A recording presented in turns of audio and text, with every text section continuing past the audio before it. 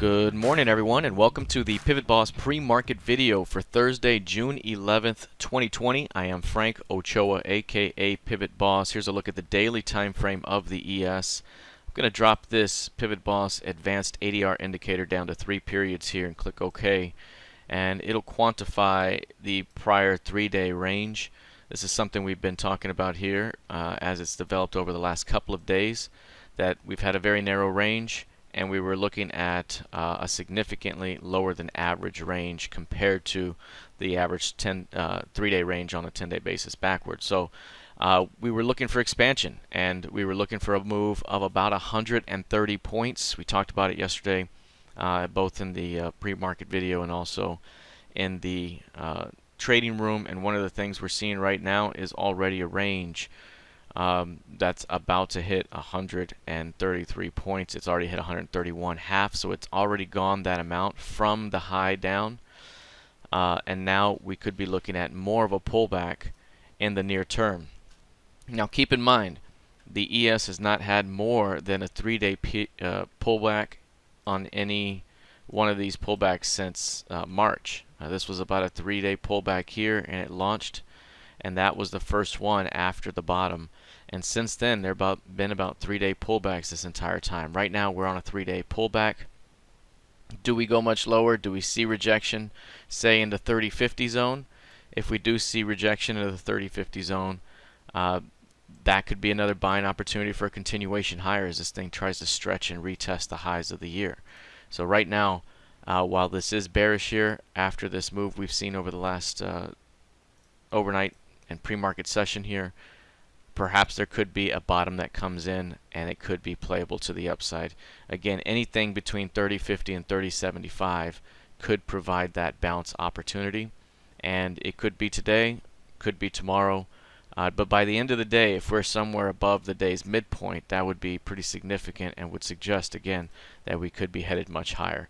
Now, one thing to keep in mind here, the FOMC just came out, right? We have 31.96.5 as the FOMC key level. And what tends to happen is if you go offered at that level immediately, you're going to go down until you find rejection. When you find rejection, you're likely going to bounce right back to this level. That's what tends to happen time and time again. And no matter how far it goes away from that level, it tends to come back and snap back to that level. For example, in the near term here, this was a short-term pullback away from the 429 level. It pulled back 3 days, snapped back right to it. Pulled back again 3 days, snap back right to it. And right now, recently, we've taken a bid. Perhaps this offering right now is going to snap it back to that FOMC key level at the 429 level. So again, you can see how this market continues to play off those types of levels. So right now, we continue to remain very bullish. This pullback right now could find some short-term lows. That could be a very buyable dip for another round of strength. Where this thing really breaks down would be if it couldn't hold, say, 29.50 much longer. If it broke down through 29.50, that would open up a rotation back lower toward 2700. But right now, the market structure remains intact. Everything remains bullish despite the selling pressure now. This could provide a buying opportunity ahead. All right, let's take a look here at the NQ now. Very similar price action on the NQ. The NQ had been much more bullish than the ES. It's already through the highs of the year, new all-time highs above 10K. We're seeing a pullback.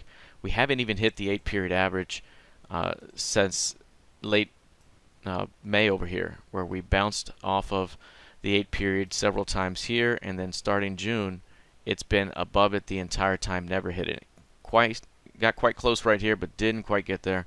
Over here, we could see that level come into play pretty soon here. And if we get as deep as that zone, again, it could be an easy buy opportunity at or below it to trap late bears. Right now, that level is 29.5, 98.29.5.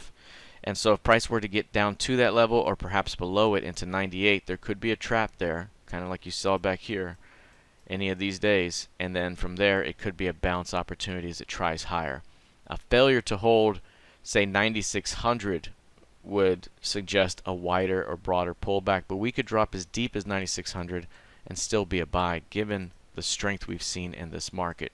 Again, keep in mind the FOMC key level right here, first ever FOMC key level with a print above 10K.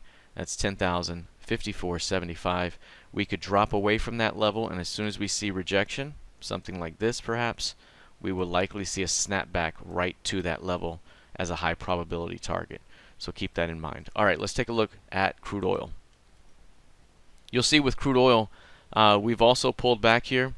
This one got above 40 a couple of times and just couldn't stay above 40. Yesterday I mentioned to our group that 39s were very important, especially in the 60-minute time frame. It rejected the 40, 39.5 with a solid hourly rejection and has been down ever since away from that level. We're now breaking below multiple day lows here. This is 4-day lows, and again, if price is going to fall much lower, it probably needs to break back below 35s here. As of right now, we could drop into 35s and still be a buying opportunity for a shot at 40 to 42. But again, failure to hold 35s would rotate this thing much lower into the 30 to 27 half zone. This is the midpoint of last month's range. So if price is going to fail to hold the close, which is basically the previous month's close around 35, then that would suggest a move back toward the midpoint. Right now that level is 26.91, so call it 27s. So a failure to hold 35s opens up 27s down the road, but right now even a dip as deep as 35s over the next day or two could still be a buyable dip for a continuation higher. Remember, this one has been very, very bullish and still hasn't spent much time, if at all, below the 8-period average, and right now it is below that 8-period average currently, which is 37.39.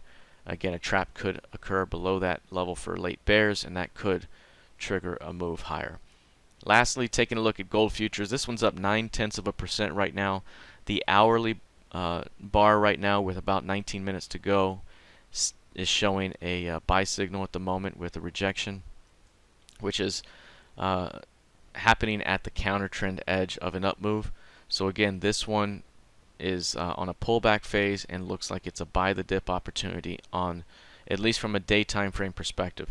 We saw a breakout yesterday here with a stop run day. Today we've seen a fade after stop run back to the midpoint. The midpoint is currently being defended right now, again around 1730, and if that 1730 continues to hold, we likely see a push back toward yesterday's highs around 1750 and likely into the top of the range above a rough 1760.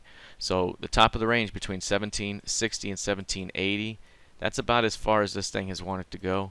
This is the last leg for this one. We may have another day up here that gets us above 1760, and this could be the last little buy zone off 1730.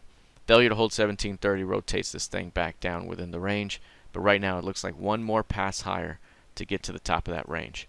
All right, that is it for now. We'll see how this plays out heading into the rest of the session. Good luck, trade well, and I'll see you in the trading room. Take care.